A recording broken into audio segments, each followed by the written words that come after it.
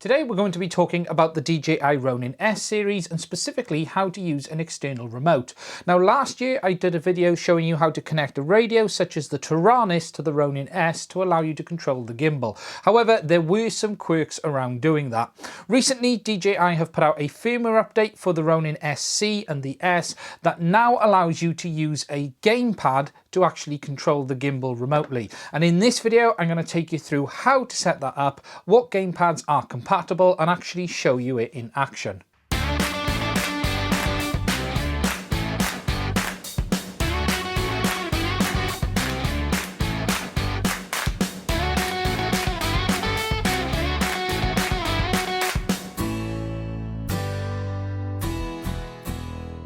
On the 19th of November, DJI pushed out updates for both the Ronin-s and the SC, adding support to control the gimbal via a gamepad. Now this new firmware is version 1.3.0.20 on the Ronin-sc and version 2.1.1.0 on the Ronin-s. You will also need to make sure that you have the latest version of the Ronin app on your phone as well, which is version 1.2.6 at the time of me making this video. This update will allow you to control the gimbal remotely via a compatible gamepad. Now as of today, support for this depends on your operating system on your phone. On iOS it supports MFI compatible devices such as the Steelseries Nimbus I have here. It supports the Duel Shock 4 remote controller for the PS4 as well as the remote controller with the Xbox One S version 1708, and that will allow you to connect that remote to your phone via the Bluetooth connection and then control the gimbal remotely. To use this feature, the first thing you're going to need to do is pair your controller to your phone. Now if you're an iOS user, Apple have a set of instructions on how to do this for both the Xbox and the PS4 controller. As I'm using the Steelseries Nimbus, I would simply follow the instructions that they provided to pair it to Bluetooth simply by pressing and holding the button and then pairing it in the Bluetooth settings. If you're an Android user, again you would simply need to just follow the instructions for pairing your specific controller to your device.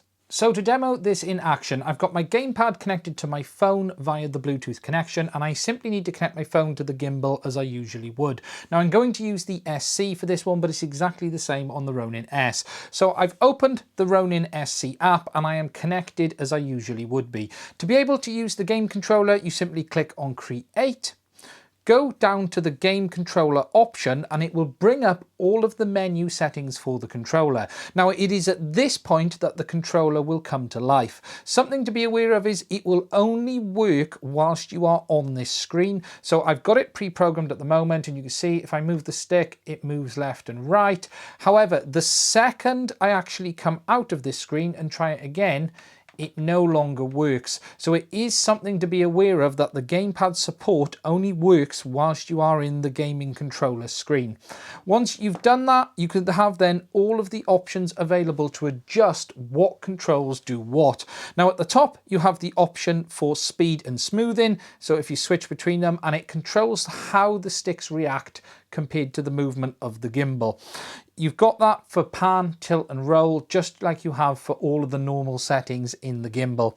Below this you have the options for turning on and off the trigger, the focus or the zoom function via the remote. Now these are pre-mapped buttons and it allows the triggers on the back, which is L2 and R2, to control either the zoom or the focus if you're using a compatible camera and lens when it is connected to the gimbal. Now I've got my A6400 attached at the moment and it does allow me to use the focus and the zoom depending on what mode I've got it set up via the triggers, and it's an option if you want to do that as well.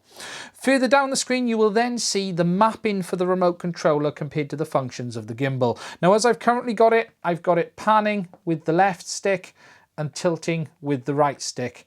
You can then see the 4 buttons on the right hand side which are preset to start and stop recording, again if the gimbal is attached to your camera and it is compatible. A self-centers, X takes a still, and then M allows you to change the mode on the gimbal into different modes, just like the M button does on the back. Now, all of these functions are also customizable and you can map them yourself. Now, to do this, you would simply tap on the option that you want to change. So for me, I've got pan on the left stick, but if I wanted to change that, I would simply click on the pan option and it comes up and gives you the available functions that you can set to that button. Now you've got pan, tilt, roll, focus, zoom and NA. So if I wanted to change that to roll, for instance, I could simply change it. And now by moving the remote controller, it will actually trigger the roll. Now you'll notice that I moved it and it didn't work. And that is because I've actually got the roll turned down under the speed. So if I turn the roll up, you can now see that I've got the adjustment for the roll ready to go. And again, if I wanted to self-center, I simply press A. Now, for me, I'm not going to use roll on that because it's not a function you're really going to want. So I'm going to change that back to pan. And then that will allow me to control the gimbal via the left stick. And then I've got pitch up and down on the right. If you want to change the order of the buttons, you can also do that as well, and that is further down the screen, and you can simply click on the one you want to change, and then it gives you the available options for that as well. Now, because this is working over Bluetooth, your device on your controller is connecting to your phone, and your phone is connecting to your gimbal. So distance-wise, this is only going to work as far as Bluetooth will allow. Okay, so just to demo the range you can get from using this gamepad on the Ronin-sc, I'm out and about and I've got it on a table over there. I've got my phone in my hand with the Ronin app open. I haven't actually connected the gamepad controller yet because I just wanted to demo the sort of range you can get on your phone alone. And the reason for doing that is the gamepad will actually go further because the gamepad connects to the Bluetooth on your phone and then the phone connects to the Ronin-sc. So the advantage is you can actually have your phone at a midpoint between yourself on the controller and the Ronin-sc to give you the best possible range. Now, as I said, I've got it and it is on that table all the way down there. So that's the sort of range that we are looking at. Sorry, I'm trying to do this one-handed if it is all over the place. And as you can see, I'm going to set it to record and we still have full control over the gimbal. Actually, it would probably make more sense if I zoomed it in to actually show you it moving rather than just show you nothing. And as you can see, I'm still able to fully control the gimbal, move it up and down, even at this distance here. And I'm a good 30 meters away. Now, the advantage is, once I move over to the gamepad, I would have the ability to go further, and we'll take a look at that now. Okay, now I've got the gamepad connected to the phone, and as I said earlier in the video, you need to make sure that you have it on the gamepad screen as well. And what I'm going to do now is toss it in my pocket, the phone, and then see what sort of range we're going to get doing it that way. Okay, so I'm about the same distance again. I got the gamepad in my hand, so if my camera won't actually focus on it at that range, but as you can see, what I'm going to do now is hit record, and as you can see, we still have full control over it via the remote, even at this distance. What I'm going to do now is walk back to the fence. It's actually starting to rain, unfortunately, but I've still got the ability to have control over it. We're going to tell it to self-center, and to give you just an idea of the range that it is all the way down there with the game controller in my hand. Now, as I mentioned at the start, this function will only work whilst you are in this screen of the gimbal, so that is something to be aware of. However, it is really nice that DJI have added this support, and the fact that you can use a cheap gaming controller such as the Steelseries Nimbus that I'm using here to control it without any additional wires is going to make a massive difference to a lot of people.